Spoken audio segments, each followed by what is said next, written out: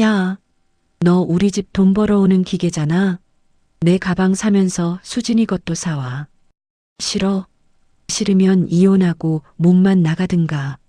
칠순 잔칫날 명품백 2개 안 내놓으면 이혼까지 불사하겠다는 시어머니의 천인공노할 갑질.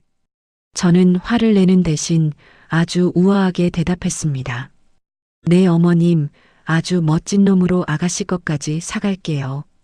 며칠 후 친척들 앞에서 열린 화려한 쇼핑백. 그 안에서 튀어나온 건 가방이 아니라 시어머니가 경악할 그것이었습니다. 순식간에 잔치상을 초상집으로 뒤엎어버린 며느리의 역대급 사이다. 복수극.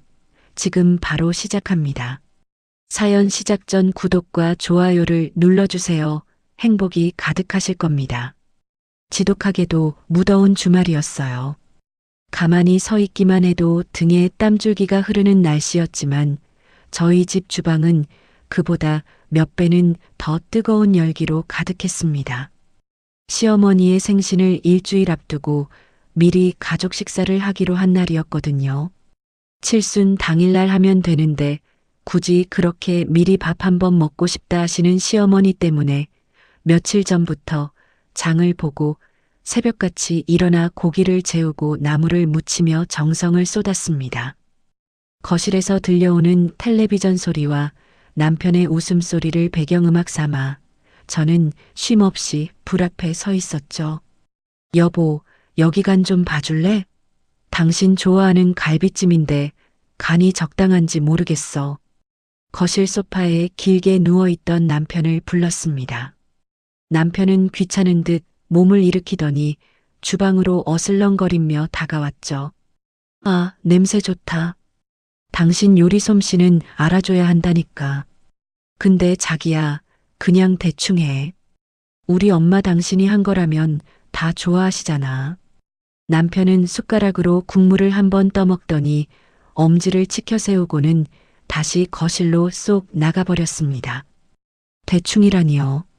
시어머니 성격에 소금 한 꼬집만 덜 들어가도 요즘 내 입맛이 변한 건지 내 손맛이 변한 건지 모르겠다며 은근히 눈치를 주실 게 뻔한데 말이죠. 잠시 후 벨이 울리고 시어머니와 시누이 수진 씨가 들어왔습니다. 두 사람은 들어오자마자 집안을 훑어보더니 에어컨 앞으로 직행하더군요. 어머 얘, 집이 왜 이렇게 덥니게? 에어컨 좀 빵빵하게 틀지 그랬어. 우리 아들 얼굴에 땀 흐르는 것 좀 봐라. 시어머니는 인사를 건네는 저를 보는 대신 남편의 얼굴부터 살폈습니다. 뒤따라 들어온 수진 씨는 식탁 위에 차려진 음식들을 보며 입을 삐죽거렸죠. 언니, 오늘 메뉴가 이게 다예요? 엄마 칠순 앞두고 하는 식사인데 좀 약한 거 아니야?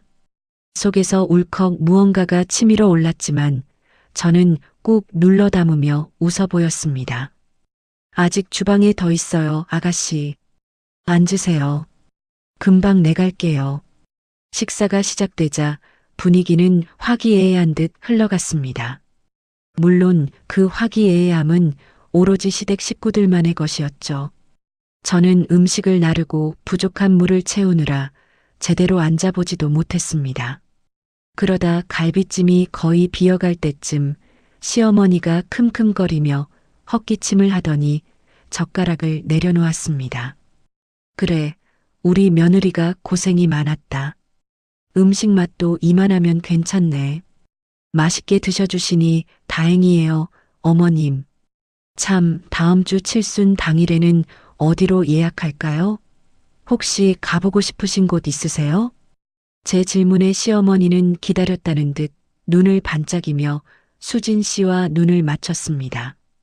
그리고는 아주 당연하다는 듯 하지만 무게 잡는 목소리로 입을 떼셨죠. 식당도 식당인데 이번엔 내가 좀 특별하게 챙김을 받고 싶구나.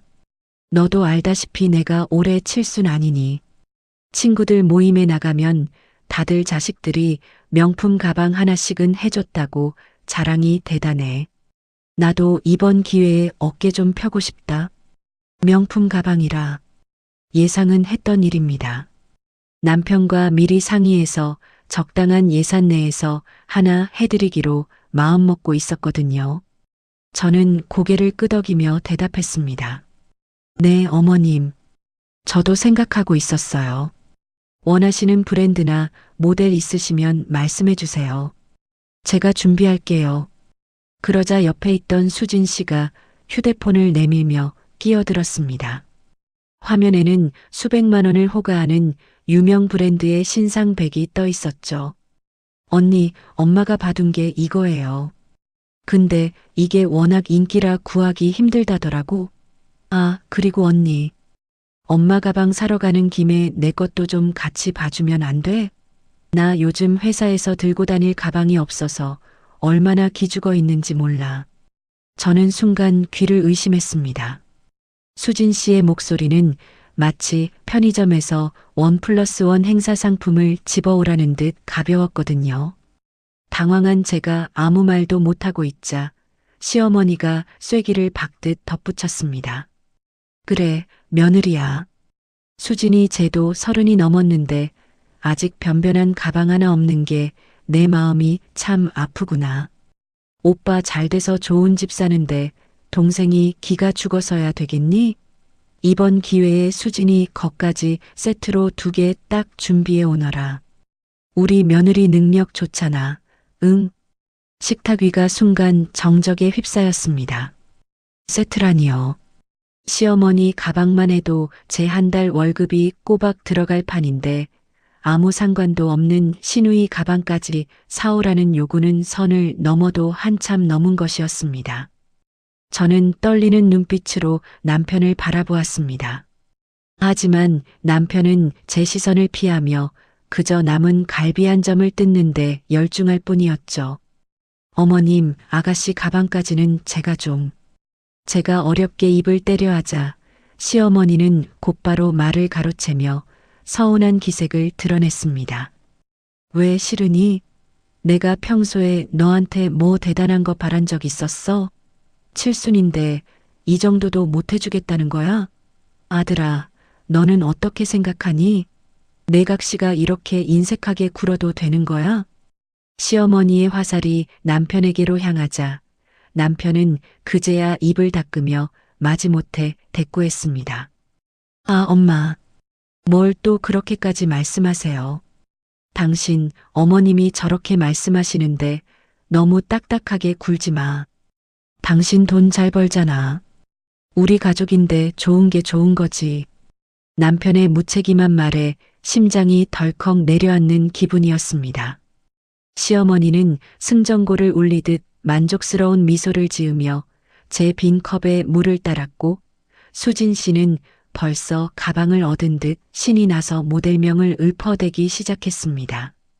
그들은 저를 한 가족으로 생각하는 게 아니었습니다. 그저 필요할 때마다 꺼내 쓸 수 있는 돈지갑 혹은 자신들의 허영심을 채워줄 도구로 여기고 있었던 거죠. 식탁 위에 차려진 정성스러운 음식들이 한순간에 쓰레기처럼 느껴졌습니다.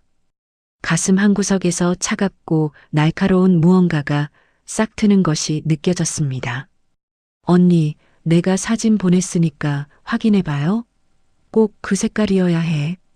해맑게 웃는 수진 씨의 얼굴 위로 저는 차마 입 밖으로 내지 못한 수많은 감정을 억눌렀습니다. 시어머니는 제 손을 덥석 잡으며 인자한 척 말씀하셨죠. 그래, 우리 며느리 믿는다. 다음 주 모임 때 친척들 다 모인 자리에서 네가 딱 꺼내놓으면 내가 얼마나 자랑스럽겠니? 그치?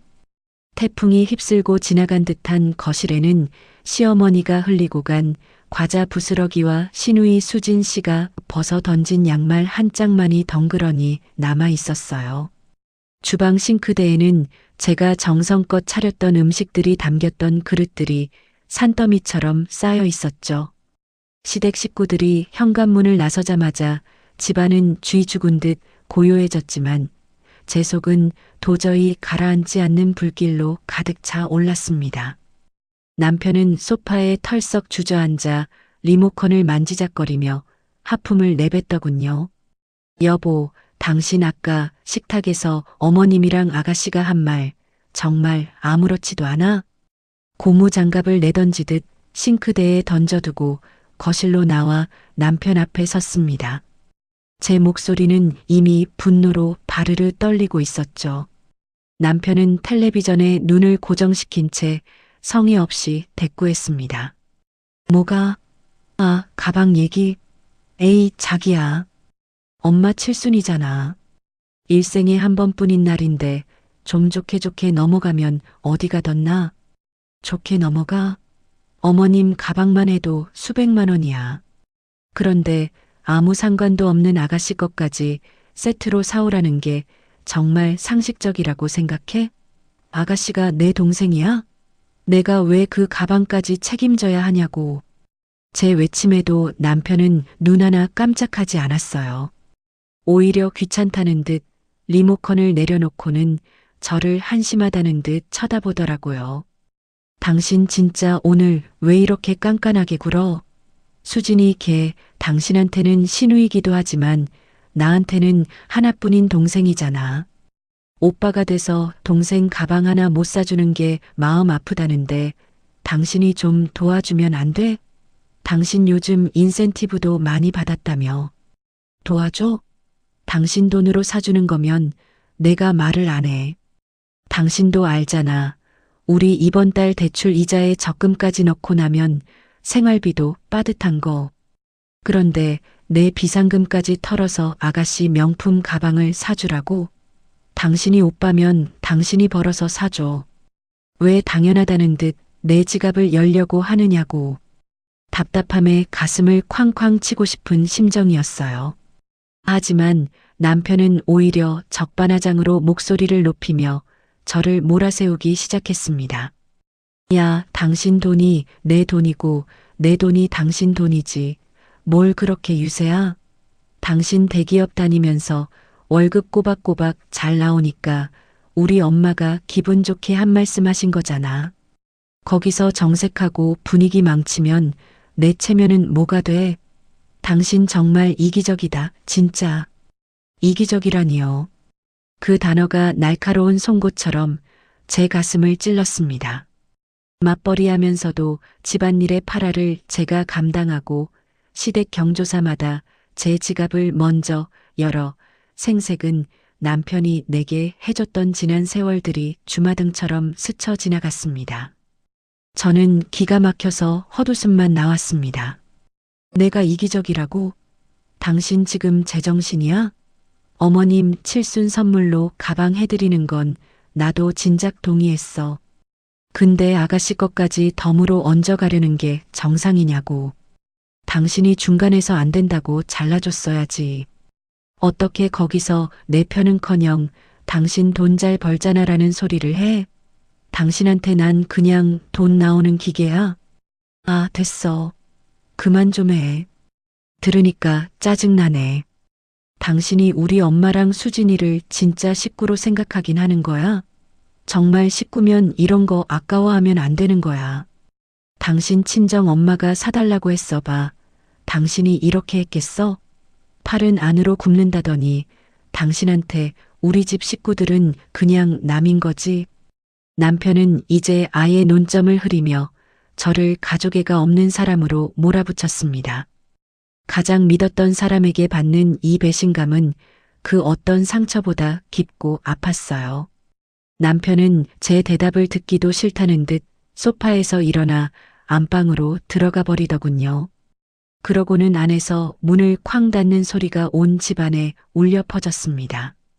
홀로 남겨진 거실에서 저는 식어버린 찻잔만 멍하니 바라보고 있었습니다. 눈물이 왈칵 쏟아질 것 같았지만 입술을 깨물며 참았어요. 지금은 울고 있을 때가 아니라는 걸 본능적으로 느꼈거든요. 남편은 끝까지 방관자였어요. 아니, 방관자를 넘어 저를 벼랑 끝으로 미는 공범이나 다름없었습니다. 자기 가족의 허영심을 채워주기 위해 제 노동의 대가를 너무나 당연하게 여기는 그 뻔뻔함. 제가 그동안 보여준 호의가 저들에게는 권리가 되어버렸다는 사실을 이제야 뼈저리게 깨달았습니다. 식구? 통이 커야 한다고? 그래, 내가 아주 통 크게 준비해 줄게. 당신들이 그토록 원하는 그 특별한 선물, 내가 아주 제대로 사갈게. 가슴 깊은 곳에서 차가운 분노가 소용돌이치기 시작했습니다. 시어머니의 끝없는 탐욕, 시누이의 기가 막힌 뻔뻔함, 그리고 이 모든 상황을 비웃듯 방치한 남편까지. 그 세 사람이 짜놓은 견고한 판을 어떻게 뒤엎어야 할지 저는 어둠 속에서 차분히 계획을 세우기 시작했습니다. 그들이 저를 마음대로 휘두를 수 있는 호구로 여겼다면 저는 그 기대에 기꺼이 부응해주는 척하며 가장 치명적인 칼날을 갈 준비가 되었습니다. 고요해진 집안, 싱크대에 쌓인 그릇들을 하나하나 닦아내며 저는 결심했습니다. 네, 어머님. 가방 사갈게요. 아주 잊지 못할 가방으로 말이죠. 제 입가에는 평소와 다른 아주 서늘하고도 단호한 미소가 번지고 있었습니다. 이것은 제 인생을 되찾기 위한 가장 우아하고도 처절한 전쟁의 시작이었습니다. 다음 날 아침 집안 공기는 마치 살얼음판 위를 걷는 것처럼 차갑고 무거웠어요. 안방에서 따로 잠을 자고 나온 남편은 세수를 하고 나와서도 제 눈을 교묘하게 피하며 식탁 의자에 앉더군요. 어제 그렇게 소리를 지르고 문을 쾅 닫고 들어갔으니 본인도 민망하긴 하겠죠. 하지만 사과할 생각은 전혀 없어 보였어요. 오히려 제가 먼저 굽히고 들어오기를 기다리는 그 특유의 고집스러운 표정을 짓고 있었죠. 여보, 아침 먹어야지. 국 데워놨어. 제가 먼저 평소와 다름없는 차분한 목소리로 말을 건넸습니다. 남편은 조금 놀란 듯 눈을 동그랗게 뜨더니 이내 그럼 그렇지라는 식의 승리감 섞인 미소를 짓더군요. 그래. 고마워. 당신 잠 좀 잤어? 어제는 내가 좀 심했던 것 같기도 하고. 근데 다 우리 잘 되자고 한 소리인 거 알지? 남편은 숟가락을 들며 은근슬쩍 화해의 제스처를 보냈지만 그 속엔 여전히 자기 잘못에 대한 인정은 없었습니다. 오로지 상황을 대충 무마하려는 비겁함 뿐이었죠. 저는 그런 남편의 맞은편에 앉아 천천히 커피를 한 모금 마셨습니다. 그리고 아주 환하게 세상에서 가장 순종적인 며느리 같은 미소를 지어 보였어요. 아니야, 여보. 어제 자고 일어나서 곰곰이 생각해 보니까 당신 말이 다 맞더라고. 어머님 칠순인데 내가 너무 내 생각만 했나 봐. 가족끼리 돈 몇백에 얼굴 붉히는 게 더 우스운 일이잖아. 그치? 제 입에서 나온 의외의 대답에 남편은 먹던 국물을 왈칵 쏟을 뻔했습니다. 진짜? 당신 진짜 그렇게 생각하는 거야? 와, 역시 우리 마누라는 통이 크다니까. 내가 당신 이럴 줄 알았어. 그럼 우리 엄마 가방이랑 수진이 가방, 당신이 준비해 주는 거지? 그럼요. 당신이 그렇게 원하는데 내가 들어줘야지. 어머님한테 지금 바로 전화 드려 볼게. 어제 내가 너무 딱딱하게 굴어서 마음 쓰이셨을 텐데 사과도 드릴 겸해서 저는 그 자리에서 바로 시어머니께 전화를 걸었습니다. 신호음이 몇 번 가기도 전에 시어머니는 기다렸다는 듯 전화를 받으셨죠. 목소리에는 잔뜩 날이 서 있었어요. 왜 아침부터 무슨 일이냐? 어제 내 태도 생각하면 내가 밤새 잠 한숨을 못 잤다. 내가 너를 어떻게 키운 아들인데 고작 가방 하나에. 어머님, 어제는 제가 정말 죄송했어요. 회사 일이 너무 바빠서 예민했었나 봐요. 밤새 반성 많이 했거든요. 어머님 칠순인데 제가 당연히 해드려야죠. 제 부드러운 목소리에 시어머니의 앙칼진 목소리가 순식간에 누그러졌습니다. 수화기 너머로 시어머니가 입꼬리를 올리며 승리의 미소를 짓고 있을 모습이 눈에 선하더군요. 오호, 그래. 네가 이제야 좀 철이 드는구나. 그래, 사람이 그렇게 살아야지. 수진이 걔도 아침부터 얼마나 울상이었는지 모른다. 언니가 자기 미워하는 것 같다고. 아유, 제가 아가씨를 왜 미워해요. 아가씨 가방까지 제가 아주 특별한 걸로 골라놓을게요. 어머님도 걱정 마시고 이번 생신 잔치 때 친척들 앞에서 어깨 쫙 펴실 수 있게 제가 최고로 준비해 갈게요. 아시겠죠? 호호. 역시 우리 며느리밖에 없네. 그래, 역시 네가 우리 집 복덩이야. 내가 친척들한테 벌써 자랑 다 해놨다? 우리 며느리가 명품 가방 뽑아오기로 했다고 말이야. 전화를 끊고 나니 남편이 제 손을 덥석 잡으며 감격한 표정을 지었습니다. 여보, 고마워. 진짜 고마워. 역시 당신은 세상에서 제일 이쁜 여자야. 수진이한테도 내가 바로 연락해 놓을게. 당신이 가방 사주기로 했다고 하면 자다가도 벌떡 일어날걸? 응, 그렇게 해줘. 아가씨한테도 미안하다고 전해주고. 당일날 깜짝 놀라게 해주고 싶으니까 내가 정확히 뭘 샀는지는 비밀로 해줬으면 좋겠어. 서프라이즈 파티 같은 느낌으로 말이야. 그럼. 당신이 알아서 잘 고르겠지. 아, 이제야 살 것 같네. 오늘 날씨 진짜 좋다, 그치? 남편은 콧노래까지 흥얼거리며 출근 준비를 하러 들어갔습니다. 거실에 홀로 남은 저는 속으로 결심했습니다. 그들은 저를 뜯어먹을 사냥감으로 생각했겠지만 진짜 사냥은 이제부터 시작이었습니다. 저는 다시 한번 거울을 보며 미소를 연습했습니다. 더 밝게, 더 순진하게. 네, 어머님. 가방 사갈게요. 아주 잊지 못할 가방으로요. 가슴속 깊은 곳에서 차가운 웃음이 터져 나왔습니다.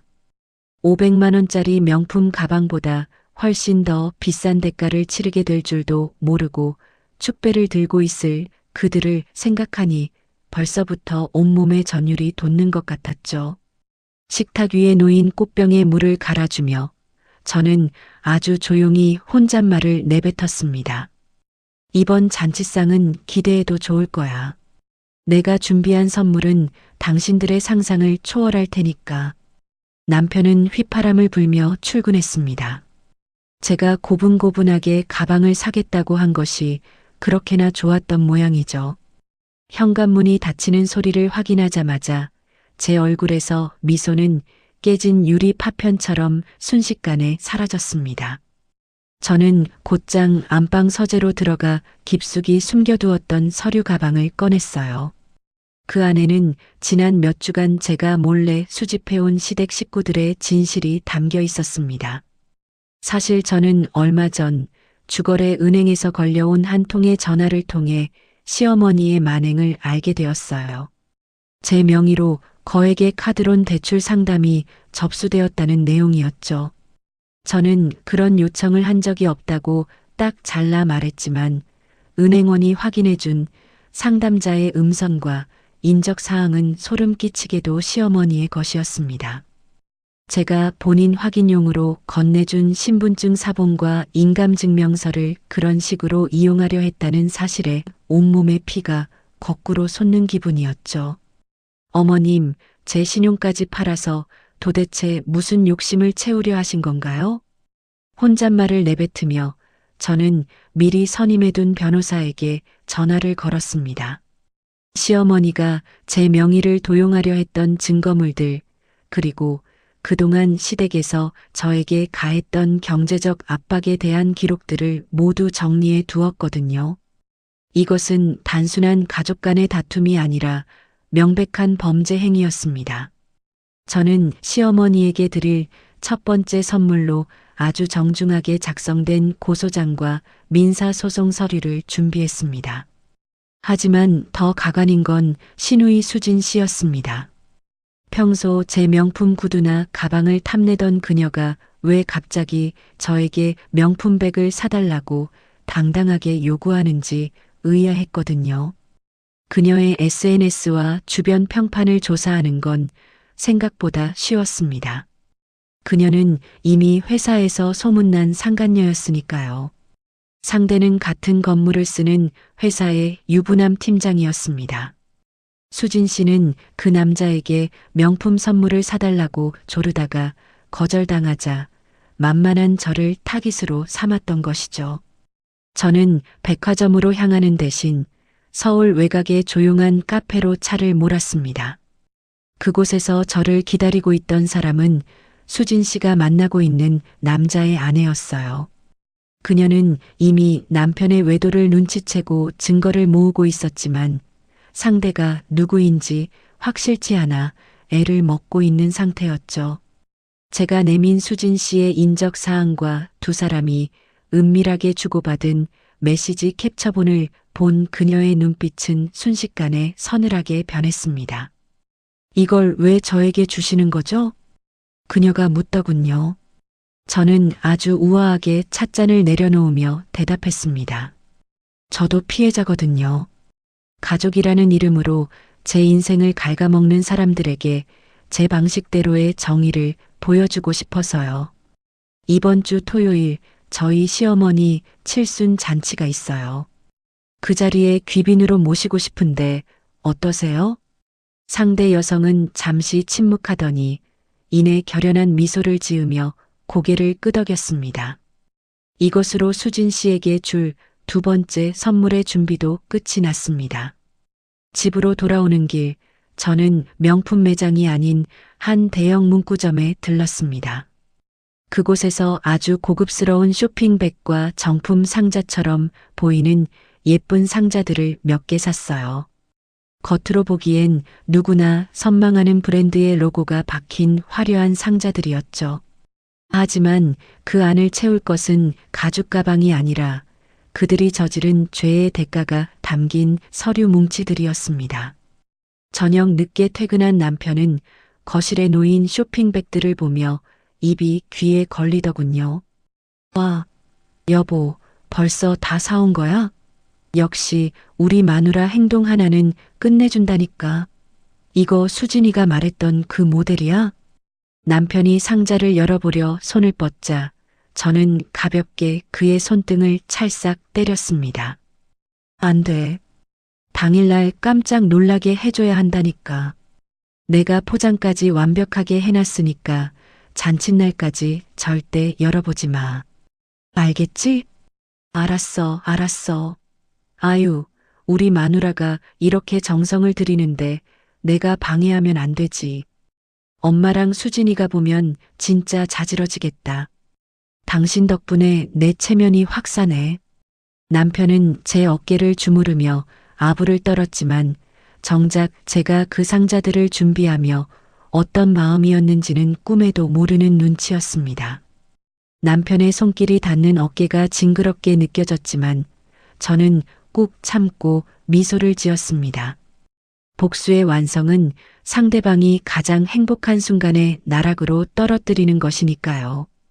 밤이 깊어지자 저는 거실 스탠드 불빛 아래서 상자들을 하나하나 정성껏 포장했습니다. 시어머니의 이름이 적힌 상자에는 명의도용 고소장과 대출 상담 녹취록을, 수진 씨의 이름이 적힌 상자에는 불륜장거 사진과 상간남의 아내가 써준 위자료 청구 소송 소장 사본을 넣었습니다. 그리고 마지막으로 남편을 위한 작은 봉투 하나를 더 준비했죠. 네, 어머님. 아주 특별한 가방으로 준비했어요. 평생 들고 다녀도 닳지 않을 만큼 묵직한 놈들로 말이에요. 리본을 묶는 제 손길은 어느 때보다 정교하고 아름다웠습니다. 겉은 화려하지만 속은 썩어 문드러진 그들의 삶처럼 이 상자들은 가장 잔인한 반전이 되어 그들의 생일 잔치상을 피로 물들릴 준비를 마쳤습니다. 창밖에는 차가운 새벽달이 떠 있었고 저는 그 달빛 아래서 고요한 승리의 축배를 미리 올렸습니다. 이제 무대 장치는 완벽하게 세워졌고 저는 주인공으로서 화려한 막이 오르기만을 기다리면 되었습니다. 약속된 토요일이 밝았습니다. 창밖은 눈부시게 맑았지만 제 마음속엔 거대한 폭풍우를 동반한 먹구름이 낮게 깔려 있었죠. 오늘을 위해 제가 얼마나 치밀하게 준비했는지 거울 속에 제 자신에게 마지막으로 눈인사를 건넸습니다. 화장은 평소보다 조금 더 단정하고 우아하게, 옷차림은 전형적인 참한 며느리의 표본처럼 갖춰 입었죠. 하지만 가슴속엔 그 누구보다 날카로운 비수를 품은 채였습니다. 잔치가 열리는 곳은 강남에서도 꽤 이름난 고급 한정식 집이었어요. 시어머니가 친척들에게 자랑하기 딱 좋은 화려한 금박 장식과 고풍스러운 가구들로 꾸며진 넓은 방이었죠. 입구에 들어서자마자 시끌벅적한 웃음소리가 복도까지 흘러나오더군요. 시어머니의 목소리가 단연 돋보였어요. 아유, 형님, 오셨어요? 우리 며느리가 여기 예약하느라 얼마나 고생했다고요. 요즘 젊은 애들답지 않게 어른 공경할 줄 안다니까. 방문을 열자마자 이미 와 계신 친척들의 시선이 일제히 저에게 쏠렸습니다. 남편은 벌써 도착해서 친척 어른들께 술을 따르며 기세등등한 표정을 짓고 있었죠. 제가 양손 가득 화려한 쇼핑백을 들고 들어서자 남편이 환하게 웃으며 달려왔습니다. 자기야. 왜 이렇게 늦었어? 내가 마중 나가려고 했는데. 와, 이거 봐. 쇼핑백부터 진짜 멋지다. 남편은 제 손에 든 쇼핑백들을 낚아채듯 받아들며 친척들이 다 들으라는 듯 큰 소리로 말하더군요. 그의 목소리에는 마치 자신이 대단한 효도라도 한 것 같은 근거 없는 자신감이 묻어 있었습니다.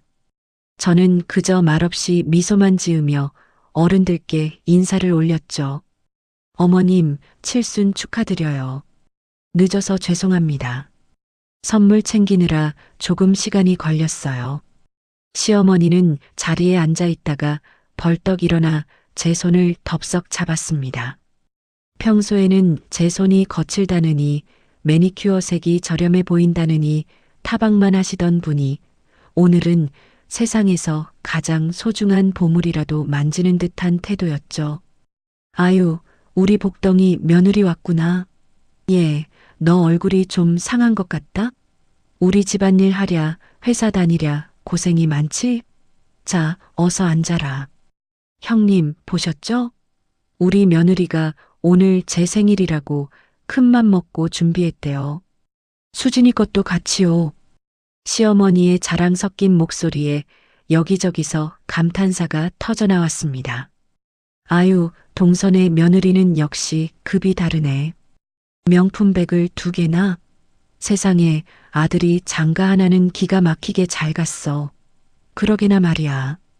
우리 집 며느리는 생일 용돈 몇십만 원 주는 것도 손을 벌벌 떨던데 역시 그 집 며느리는 다르구먼. 친척들의 칭찬에 시어머니의 어깨는 이미 하늘을 찌를 듯 높이 솟아 있었습니다. 옆에 앉아있던 수진 씨는 벌써부터 입꼬리가 귀에 걸린 채 쇼핑백만 뚫어져라 쳐다보고 있더군요. 그녀는 제가 사온 가방을 들고 내일 당장 불륜 상대인 팀장에게 자랑할 생각에 설레하고 있겠죠. 그 추악한 속내를 생각하니 헛웃음이 나올 뻔했지만 저는 끝까지 평정심을 유지했습니다. 언니, 이거 내가 말했던 그 모델 맞죠? 와, 상자부터가 너무 고급스럽다. 나 진짜 너무 기대돼서 어젯밤에 잠도 못 잤잖아. 수진 씨가 콧소리를 섞어가며 애교를 떨자 남편이 옆에서 거들었습니다. 야, 우리 와이프 안목 알잖아. 당신이 고른 거면 당연히 최고겠지. 여보, 진짜 고생 많았어. 내가 이따가 집에 가서 안마 제대로 해줄게. 남편은 제 어깨를 툭툭 치며 만족스러운 웃음을 지었습니다. 본인은 돈 한 푼 보태지 않았으면서 오로지 제 희생으로 만들어진 이 상황을 본인의 공으로 돌리려는 그 뻔뻔함. 그 모습이 오늘따라 유독 더 징그럽게 느껴지더군요. 음식이 차례대로 서빙되기 시작했지만 저는 거의 손도 대지 않았습니다. 시어머니는 최고급 갈비를 제 앞접시에 놓아주며 평소엔 보이지 않던 다정함을 연발했죠. 하지만 그 모든 호의는 오로지 제 뒤에 놓인 화려한 쇼핑백을 향해 있었습니다. 며느리야, 많이 먹어라. 이따가 선물 증정식 하려면 기운 있어야지. 안 그러니? 호호. 시어머니의 웃음소리가 방 안가득 울려 퍼졌습니다. 그녀는 이미 이 잔치의 주인공으로서 완벽한 행복을 만끽하고 있는 듯 보였습니다. 친척들은 시어머니의 자랑을 들으며 부러움 섞인 눈길을 보냈고 남편과 시누이는 곧 갖게 될 부의 상징에 취해 있었죠. 저는 그들의 그 탐욕스러운 얼굴들을 하나하나 눈에 담았습니다. 가장 높은 곳에 있을 때 떨어져야 그 충격이 더 크다는 것을 잘 알고 있었으니까요. 식사가 막바지에 다다를수록 제 심장 박동은 조금씩 빨라졌습니다. 두려움이 아니라 곧 터져나올 카타르시스에 대한 흥분 때문이었죠. 자, 이제 밥도 다 먹었으니까 우리 며느리가 준비한 특별한 선물 좀 구경해 볼까? 형님들, 눈 크게 뜨고 보세요. 이게 요즘 그렇게 구하기 힘들다는 귀한 몸들이라니까. 시어머니가 드디어 신호탄을 쏘아 올렸습니다. 그녀는 마치 시상대에 오르는 여왕처럼 비장한 표정으로 자리에서 일어나 쇼핑백 앞으로 다가갔습니다. 수진 씨도 엉덩이를 들썩이며 그 옆으로 바짝 붙었죠. 방 안의 모든 시선이 그 화려한 리본이 달린 박스 2개에 집중되었습니다. 공기는 팽팽한 긴장감으로 가득 찼고 저는 테이블 아래에서 주먹을 꽉 쥐었습니다. 이제 무대 위 조명은 완벽하게 그들을 향해 있었습니다. 제가 준비한 진짜 잔치가 이제 막 시작되려는 참이었습니다. 방 안의 공기는 한순간에 팽팽하게 조여졌습니다. 시어머니는 마치 보물함이라도 여는 어린아이처럼 들뜬 표정으로 가장 큰 쇼핑백 앞으로 다가섰죠. 그 곁에서 수진 씨는 벌써 가방을 어깨에 메어보는 흉내를 내며 호들갑을 떨었습니다. 친척 어른들은 숨을 죽인 채 그 광경을 지켜보고 있었고 남편은 제 옆에서 아주 기세등등하게 팔짱을 끼고 있었죠. 자, 그럼 우리 복덩이 며느리가 사온 선물 좀 볼까? 형님들, 이거 보세요.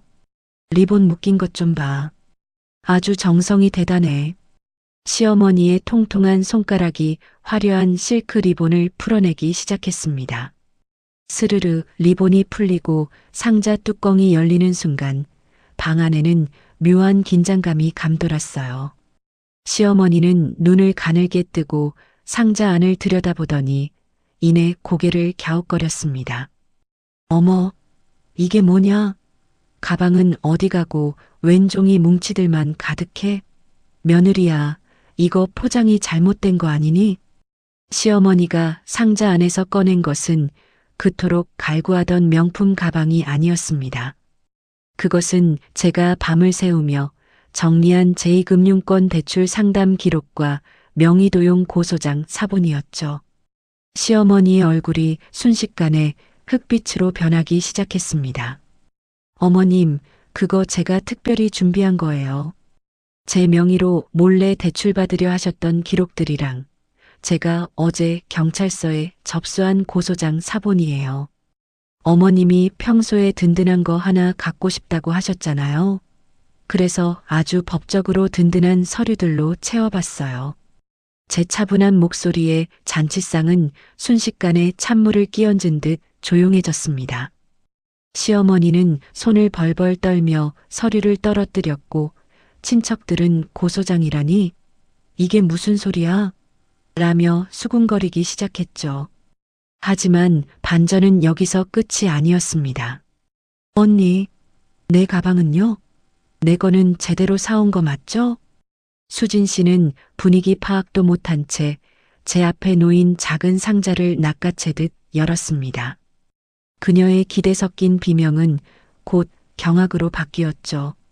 상자 안에는 명품백 대신 그녀가 유부남과 호텔 로비를 드나드는 사진 수십 장과 두 사람이 나눈 저속한 메시지 내역이 가득 담겨 있었으니까요. 이게 뭐야? 언니 미쳤어요? 이걸 왜 여기? 수진 씨의 목소리가 비명처럼 터져 나왔습니다. 그녀는 미친 듯이 사진들을 다시 상자 안으로 집어넣으려 했지만 이미 옆에 있던 큰어머니와 친척 몇 분이 사진 한두 장을 목격한 뒤였죠. 아니, 이게 수진이 아니냐? 이 옆에 남자는 누구야? 수진아, 너 설마. 친척 어른의 경악 섞인 질문에 방 안은 아수라장이 되었습니다. 시어머니는 바닥에 주저앉아 고소장을 꽉 쥔 채 숨을 몰아쉬었고 수진 씨는 얼굴이 시뻘겋게 달아올라 눈물만 뚝뚝 흘리고 있었죠. 이 모든 상황을 멍하니 지켜보던 남편이 제 어깨를 거칠게 잡아 돌렸습니다. 당신 지금 이게 뭐 하는 짓이야? 미쳤어? 오늘 우리 엄마 생신이라고. 근데 어디서 이런 쓰레기 같은 종이들을 가져와서 집안 망신을 시켜. 남편의 고함에 저는 아주 천천히 그의 손을 뿌리쳤습니다. 그리고 눈을 똑바로 맞추며 말했죠. 쓰레기? 여보, 이게 왜 쓰레기야? 당신 동생이 그토록 원하던 인생 가방이 이 안에 다 들어있는데. 그리고 어머님도 그러셨잖아. 친척들 앞에서 어깨 펴게 해달라고. 그래서 제가 보여드린 거야. 어머님이 뒤에서 무슨 짓을 하고 다니셨는지, 아가씨가 어떤 가방을 탐내며 인생을 허비했는지 말이야. 야, 김미영. 남편이 제 이름을 부르며 손을 치켜들었습니다. 하지만 저는 눈 하나 깜짝하지 않았어요. 오히려 한 걸음 더 다가가 그의 귓가에 속삭였습니다. 왜 당신 것도 보여줄까? 당신이 아가씨 가방 사주라고 나 압박할 때 뒤에서 주식으로 날려먹은 우리 전세 자금 내역서 말이야. 그것도 여기같이 넣어줄 걸 그랬나? 남편의 눈동자가 갈 곳을 잃고 흔들리기 시작했습니다. 시어머니는 땅바닥을 치며 통곡하기 시작했고 수진 씨는 주저앉아 머리를 감싸쥐었습니다. 화려했던 포장지는 갈갈이 찢겨 바닥을 뒹굴고 있었고 그 안에서 터져나온 진실들은 이잔인하고도 화려한 생신잔치를 순식간에 지옥으로 바꿔놓았습니다. 저는 그 아수라장 한가운데서 아주 우아하게 가방을 챙겨 일어섰습니다. 어머님, 가방 사온다고 약속했잖아요. 마음에 드세요? 어머님이 좋아하시는 최고급 진실로만 꽉꽉 채웠는데. 그럼 전 이만 가볼게요. 나머지 잔치는 가족끼리 오붓하게 즐기세요. 등 뒤로 시어머니의 비명소리와 남편의 고함, 그리고 친척들의 수군거림이 폭포수처럼 쏟아졌지만 제 발걸음은 그 어느 때보다 가볍고 경쾌했습니다. 이제 진짜 이야기는 지금부터 시작이었으니까요. 식당 방 안은 그야말로 아수라장이었습니다. 시어머니는 바닥에 흩어진 서류들을 보며 정신을 못 차렸고 수진 씨는 눈물이 그렁그렁한 채로 상자 속 사진들을 가슴에 꼭 껴안고 있었죠. 하지만 그들의 당혹감은 곧 뻔뻔한 분노로 바뀌었습니다. 시어머니가 먼저 발을 동동 구르며 제 앞을 가로막고 섰어요. 너 지금 이게 무슨 짓이야? 가방 사오라니까 웬 종이 쪼가리들을 가져와서 이 난리를 쳐? 내 가방 어디 있어? 내 명품백 내놓으란 말이야. 시어머니의 고함에 남편도 가세했습니다. 제 팔을 부서질 듯 꽉 잡고 흔들더군요. 당신 미쳤어? 어머님 칠순 잔치야. 친척들 다 보는 앞에서 이렇게까지 해야겠어? 가방 사오겠다고 했잖아. 사람을 이렇게까지 비참하게 만들어야 속이 시원해? 남편의 눈에는 저에 대한 배신감과 창피함이 가득했습니다. 하지만 저는 그 손을 차갑게 뿌리쳤습니다. 그리고 아주 우아하게 마치 이 상황이 흥미롭다는 듯 고개를 살짝 기울이며 대답했죠. 왜 그래요, 다들? 가방 사오겠다고 했잖아요. 그래서 아주 특별한 걸로 골라왔는데 왜 화를 내고 그래요? 이게 가방이야? 이게 가방이냐고. 시어머니가 바닥에 떨어진 고소장을 가리키며 악을 썼습니다. 저는 그 서류를 조용히 집어들어 시어머니의 가슴팍에 다시 안겨드렸습니다. 어머님, 이게 바로 어머님께 딱 맞는 가방이에요. 제명에 도용해서 대출받으려 하셨을 땐 이런 결과가 담긴 쇠고랑 가방 하나쯤은 각오하셨어야죠. 평소에 든든한 거 하나 갖고 싶다면서요? 교도소에서 주는 가방이 생각보다 아주 튼튼하고 든든하다던데 어떠세요? 제 말에 주변에 있던 친척들이 세상에 명예도용이라니 하며 웅성거리기 시작했습니다. 시어머니의 얼굴이 하얗게 질렸지만 저는 멈추지 않고 수진 씨를 향해 시선을 돌렸습니다. 수진 씨는 저와 눈이 마주치자마자 뒷걸음질을 쳤죠. 아가씨는 인생 종치는 가방이 갖고 싶다면서요? 그 유부남 팀장이 가방 안 사준다고 나한테 사달라고 그렇게 졸라대더니 결국 그 남자가 준 건 가방이 아니라 상간녀 소송 서류가 됐네요. 어때요? 아가씨가 원하던 화려한 인생의 종착역에 어울리는 가방이죠? 언니가 어떻게 나한테 이럴 수 있어? 나 진짜 언니 믿었는데. 수진 씨가 울먹이며 말하자 저는 헛웃음을 터뜨렸습니다. 믿어? 아가씨가 믿은 건 내 지갑이었겠지. 내 돈으로 치장하고 유부남 만나면서 우아한 척 살고 싶었겠지만 이제 그 가면은 여기서 끝이야. 아가씨 손에 들린 그 서류들, 그게 바로 아가씨가 앞으로 메고 가야 할 진짜 명품이에요. 아주 무거울 텐데 잘 들고 다닐 수 있겠어? 남편은 상황이 이 정도로 심각할 줄은 몰랐던 모양입니다.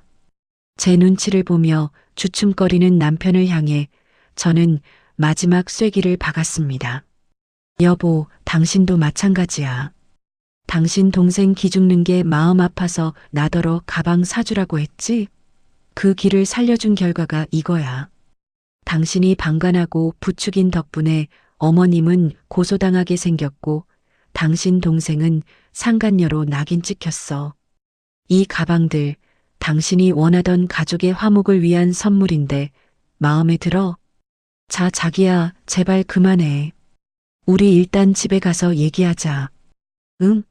내가 잘못했어. 내가 다 설명할게. 남편의 목소리가 비굴하게 잦아들었습니다.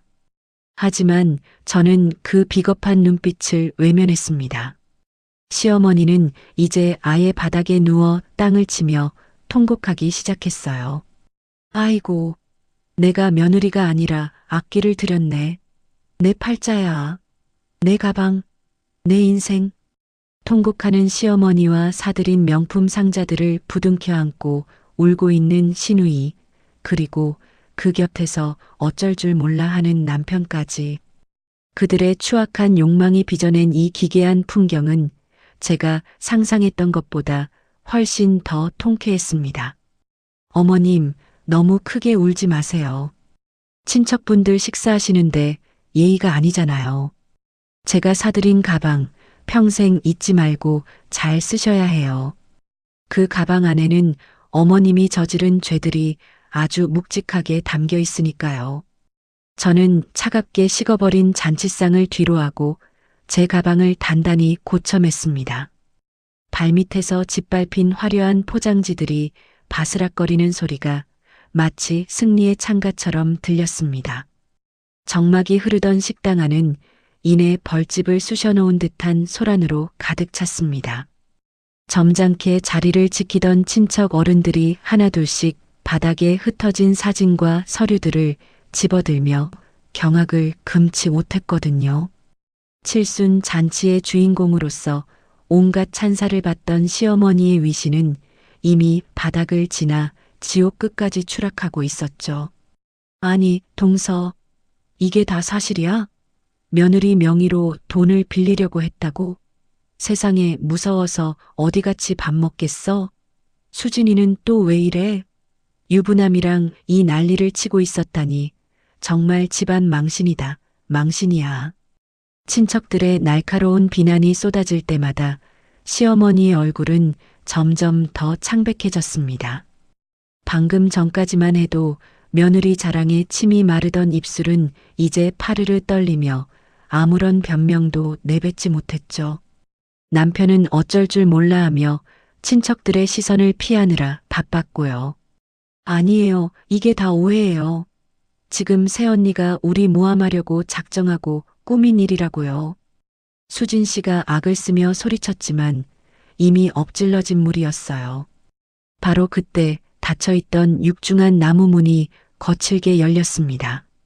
모두의 시선이 입구로 향했죠. 그곳에는 단정한 정장 차림에 서늘한 안광을 뿜어내는 한 여성이 서 있었습니다. 제가 미리 연락해 두었던 수진 씨가 유부남의 아내였죠. 누구세요? 남편이 당황해서 묻자 그 여성은 거침없이 방 안으로 걸어 들어와 수진 씨 앞에 섰습니다. 수진 씨는 귀신이라도 본 듯 입을 벌린 채 얼어붙었죠. 당신이 이수진 씨인가요? 우리 남편이랑 호텔 드나들면서 내 명품 가방 탐내던 그 상간녀. 여자의 낮고 서늘한 목소리가 방 안을 짓눌렀습니다. 순식간에 정적이 찾아왔고 여자는 수진 씨의 대답을 기다리지도 않고 손에 들고 있던 서류 뭉치를 수진 씨의 얼굴을 향해 던졌습니다. 네가 우리 남편한테 보낸 추잡한 문자들, 그리고 내 가방 안 사준다고 징징거린 녹취록까지 다 들어있어. 덕분에 내 덕에 우리 남편이랑은 깔끔하게 정리하기로 했거든. 근데 너는 그냥 못 보내겠네? 저기요, 여긴 가족 모임인데. 남편이 끼어들려 하자 그 여자는 남편을 쏘아보며 일갈했습니다. 가족 모임? 상간녀를 키워낸 대단한 집안 잔치인가 보죠? 당신 동생이 남의 가정을 어떻게 박살냈는지 똑똑히 보세요. 그리고 당신 아내한테 감사해. 이 추악한 꼬락서니를 나한테 먼저 제보해줘서 내가 더 큰 망신을 안 당하게 해줬으니까. 여자의 시선이 저를 향했고 저는 조용히 고개를 끄덕였습니다. 수진 씨는 이제 바닥에 주저앉아 얼굴을 감싸쥐고 오열하기 시작했어요. 시어머니는 그 광경을 보며 실성한 사람처럼 웃다가 울다가 하더니 결국 바닥을 주먹으로 치며 통곡을 내뱉었죠. 아이고, 내 팔자야. 이게 무슨 망신이냐. 칠순 잔치에 이게 무슨 날벼락이야. 어머님, 날벼락이 아니라 인과응보라고 하는 거예요. 뿌린 대로 거두시는 거죠. 제가 차분하게 한마디 던지자 시어머니는 저를 죽일 듯이 노려보며 달려들려 했습니다. 하지만 힘이 빠진 탓인지 다시 바닥으로 고꾸라지고 말았죠. 친척들은 이미 가방을 챙겨 하나둘씩 방을 빠져나가고 있었습니다. 더 있다가는 우리까지 오물 묻겠다며 혀를 차는 소리가 여기저기서 들려왔습니다. 화려했던 꽃장식과 산의 진미가 차려졌던 테이블은 이제 쓰레기장보다 더 지저분해 보였습니다. 시어머니는 땅을 치며 제 이름을 부르짖었지만 그 목소리엔 더 이상 예전의 위엄 같은 건 없었습니다. 오로지 추악한 욕심이 무너져 내리는 비참한 단명만이 가득했죠. 남편은 그 아비규환의 현장에서 저를 멍하니 바라보고 있었습니다. 마치 처음 보는 사람을 대하는 듯한 공포와 경악이 섞인 눈빛이었죠. 저는 그런 남편을 보며 아주 우아하게 가방을 고쳐맸습니다. 자, 이제 잔치는 끝난 것 같네. 어머님, 아가씨. 제가 드린 선물들 잘 간직하세요. 앞으로 살아가는 내내 그 무거운 가방들이 당신들 어깨를 짓누를 테니까요. 등 뒤로 들려오는 시어머니의 처절한 곡소리와 수진 씨의 비명, 그리고 남편의 허망한 한숨 소리. 그 모든 불협화음이 저에게는 세상에서 가장 아름다운 교향곡처럼 들렸습니다. 이제 이곳에서 제가 할 일은 더 이상 남아있지 않았습니다. 방 안을 가득 채웠던 친척들이 썰물처럼 빠져나가고 남은 것은 깨진 그릇, 파편 같은 시댁 식구들의 자존심뿐이었어요. 저는 차갑게 식어버린 그 방을 나서려 발을 뗐습니다. 그런데 그때 제 앞을 가로막는 그림자가 있었죠. 바로 남편이었어요. 남편의 얼굴은 분노로 시뻘겋게 달아올라 터지기 직전의 화상 같았습니다. 야, 너 거기 안 서? 지금 누굴 두고 어디 가려고? 남편이 제 팔을 거칠게 낚아챘습니다. 아까보다 훨씬 더 강한 악력이 제 팔목을 파고들었죠. 하지만 저는 눈 하나 깜짝하지 않고 그를 쏘아보았습니다. 이거 놓지? 당신이 지금 나한테 소리칠 처지야? 가서 당신 엄마랑 동생이나 챙겨. 너 정말 미쳤구나? 어머님 칠순 잔치를 이 지경으로 만들어 놓고 우리 집안을 풍비박산 내놓고 지금 그냥 가겠다고? 당신이 사람이야? 당신이 그러고도 내 아내냐고.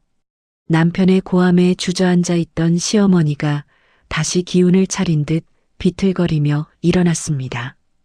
그리고는 제 등을 향해 삿대질을 해댔죠. 그래, 아들아, 전현 잡아. 전현이 우리 집안 망치려고 들어온 악기야. 당장 잡아.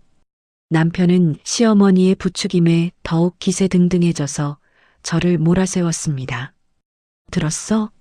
당신 오늘 여기서 무릎 꿇고 빌기 전까지는 한 발짝도 못 나가. 가방? 그래, 가방 안 사와도 돼. 근데 어떻게 가족들 앞에서 이런 추잡한 짓을 해? 당신이 그러고도 무사할 줄 알았어? 남편의 비겁한 외침을 듣고 있자니 가슴 깊은 곳에서 역겨움이 치밀어 올랐습니다. 저는 차갑게 웃으며 가방 안에서 마지막 남은 하얀 봉투 하나를 꺼냈습니다. 무사할 줄 알았냐고? 아니, 나는 당신이 무사할 줄 알았는지 묻고 싶은데. 여보, 당신은 내가 어머님 명의도용이랑 아가씨 불륜만 조사했을 거라 생각했어? 제 말에 남편의 눈동자가 눈에 띄게 흔들리기 시작했습니다. 잡고 있던 제 팔의 힘도 미세하게 풀렸죠. 저는 그 틈을 타파를 뿌리치고 봉투를 남편의 얼굴을 향해 던졌습니다. 이게 뭐야? 당신 지금 나한테까지 이딴 종이를 던져? 열어봐. 당신이 그렇게 사랑하는 가족의 완성판이니까. 남편은 떨리는 손으로 봉투를 열어 내용물을 확인했습니다. 그 안에는 남편이 지난 1년간 야근과 출장이라는 핑계로 만났던 여자와의 다정한 사진들, 그리고 그 여자에게 제 비상금과 우리 집 생활비를 빼돌려 사준 명품 영수증들이 빼곡히 들어 있었습니다. 그리고 그 맨 뒷장에는 제가 이미 도장을 찍어둔 이혼 서류가 있었죠. 이걸 당신이 어떻게 해? 남편의 목소리가 사시나무 떨리듯 떨렸습니다. 시어머니와 시누이가 다급하게 다가와 남편의 손에 들린 사진들을 뺏어 보았죠. 사진을 본 시어머니의 표정은 경악을 넘어 공포로 변했습니다. 아니 아들아, 이게 다 뭐야? 너까지 이게 무슨... 여보, 당신도 참 대단해. 동생 기죽는 건 그렇게 걱정하면서 아내가 피땀 흘려번 돈으로 다른 여자 명품 사주는 건 아무렇지도 않았나다? 당신이 나한테 가족이면 아까워하면 안 된다고 했지? 그래서 나도 안 아까워하기로 했어. 당신이라는 오물을 내 인생에서 치워버리는 데 드는 비용 말이야. 아니 여보, 이건 오해야. 아니 오해라고. 남편이 제 바짓가랑이라도 잡을 듯이 매달리려 했습니다. 하지만 저는 그를 역겨운 벌레 보듯 내려다보며 쐐기를 박았습니다. 상간녀 소송 서류도 같이 들어있으니까 확인해봐. 당신이랑 그 여자 둘 다 내 인생에서 가장 처참하게 무너뜨려 줄 테니까. 아, 그리고 어머님. 고개를 돌려 바들바들 떨고 있는 시어머니를 보았습니다. 어머님이 그렇게 원하시던 명품 가방 아들이 다른 여자한테는 진작 사줬더라고요. 제 돈으로 말이죠. 이제 그 여자랑 당신 딸이랑 셋이 모여서 그 가방 메고 오붓하게 사세요. 아, 고소장이랑 소송 서류도 잊지 말고 꼭 챙기시고요. 그것들도 다 당신들이 메고 가야 할 인생 명품 아니겠어요?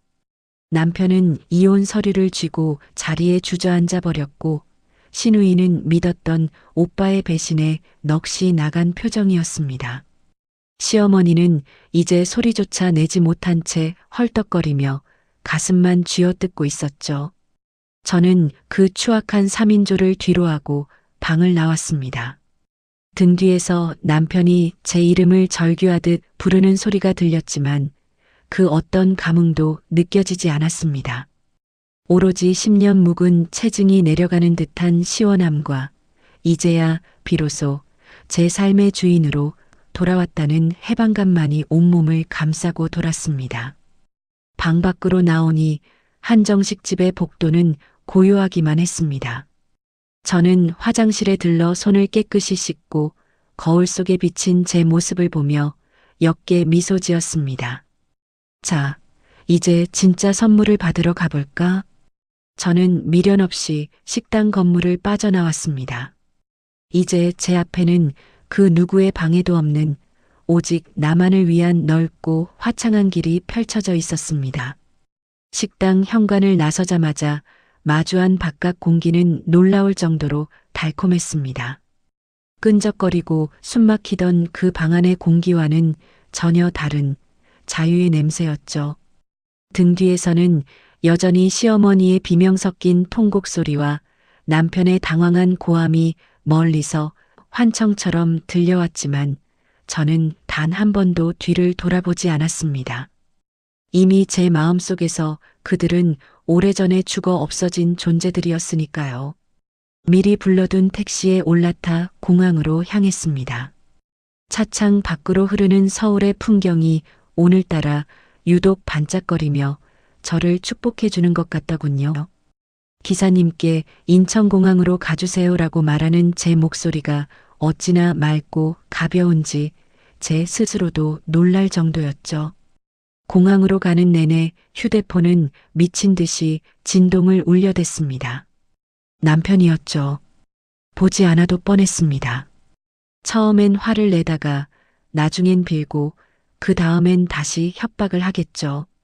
저는 그 진동 소리를 마치 흥겨운 타악기 소리처럼 즐기다가 조용히 비행기 모드를 켰습니다. 이제 제 세상에서 그들의 소음은 완벽하게 차단되었습니다. 공항에 도착하자마자 저는 퍼스트 클래스 전용 카운터로 향했습니다. 그동안 시댁 식구들 뒷바라지하느라 남편 주식빚 갚아주느라 단 한 번도 저를 위해 써보지 못했던 큰 돈을 이번에 아주 화끈하게 썼거든요. 카운터 직원이 환한 미소로 저를 맞이하며 보딩 패스를 건네주었습니다. 김미영 고객님, 즐거운 여행 되십시오. 제 이름을 불러주는 그 평범한 인사가 왜 그렇게 눈물겹게 고마웠을까요? 누군가의 며느리, 누군가의 아내, 누군가의 올케가 아닌 오롯이 김미영으로 불리는 그 기분. 저는 그 보딩 패스를 보물처럼 손에 꼭 쥐었습니다. 출국장으로 들어가기 전 저는 마지막으로 비행기 모드를 해제했습니다. 기다렸다는 듯 쏟아지는 수백 통의 메시지와 부재중 전화들. 그 중에서도 시어머니가 보낸 음성 메시지 하나를 확인해 보았죠. 야, 이 독한 년아.